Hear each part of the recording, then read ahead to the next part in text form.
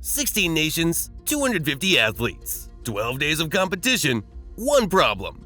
Nobody wanted to call it the Olympics. Scandinavia said it would ruin their Nordic Games. Pierre de Coubertin, the father of the modern Olympics, outright objected, so France gave it a safe, boring name: International Winter Sports Week.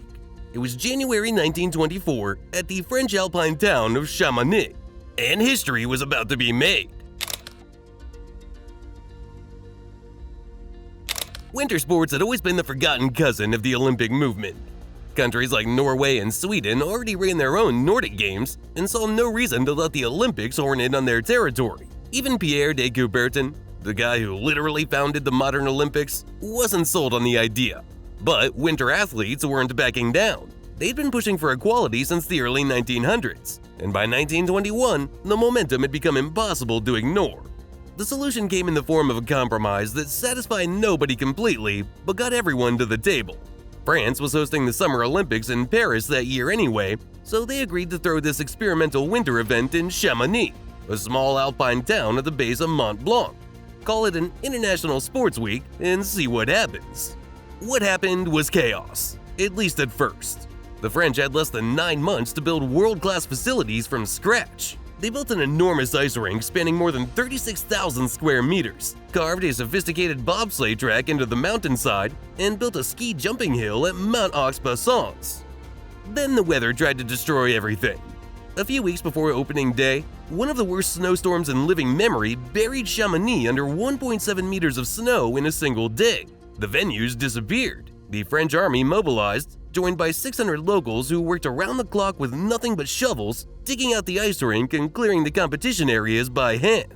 They'd barely finished when a freak warm spell turned the ice rink into what observers called a swimming pool. An avalanche knocked out the only train into town. For a moment, the whole thing looked doomed. Then the temperature dropped again, the ice froze solid, and suddenly everyone was back in business. When Gaston Vidal, the Undersecretary of State, stood up to officially open the Games, athletes from 16 nations were ready to compete. The Parade of Nations was unlike anything seen before. Athletes had to march in their sportswear according to the rules of the time, which meant they carried their equipment with them. Skiers shouldered their skis, hockey players held their sticks, and the bobsleigh teams literally pulled their sleds through the streets. But anyway, the Games started. The very first gold medal of the Winter Olympics went to an American speed skater named Charles Jutraw from Lake Placid, New York. He won the 500-meter race against 31 other competitors. Finland's Klas Thunberg turned into the breakout star of the Games, collecting 5 medals across the speed skating events, including 3 golds. Over in Nordic skiing, Norway's Thorleif Haug swept 3 events and became a legend back home. The real spectacle, though, was ice hockey. Canada brought a team called the Toronto Granites that crushed opponents. Their first 3 matches ended with a combined score of 85-0. By the end of the tournament, they'd scored 122 goals while giving up only 3. The championship game against the United States looked more like a barroom brawl than a modern hockey match. Players wore minimal pads and no helmets, and the physical play was ruthless. Canada still cruised to a 6-1 victory, with Harry Watson putting up 37 goals across the entire tournament. Meanwhile, figure skating gave the crowd something to talk about too. An 11-year-old Norwegian girl named Sonja Henie took to ice for her Olympic debut. She was tiny, blonde, and immediately became a crowd favorite. She also finished in last place out of 8 competitors. Nobody watching could have guessed that this same girl would go on to dominate the sport, winning gold at the next 3 Winter Olympics before becoming a Hollywood actress. The bobsled races happened on a track called Pellerins, carved into the mountainside above the village. The 1,465-meter course had 19 turns and used natural ice, making it completely dependent on the weather staying cold. Incredibly, a Swiss guy named Edward Scherer won gold in a sled he'd literally won at a gymnastics raffle.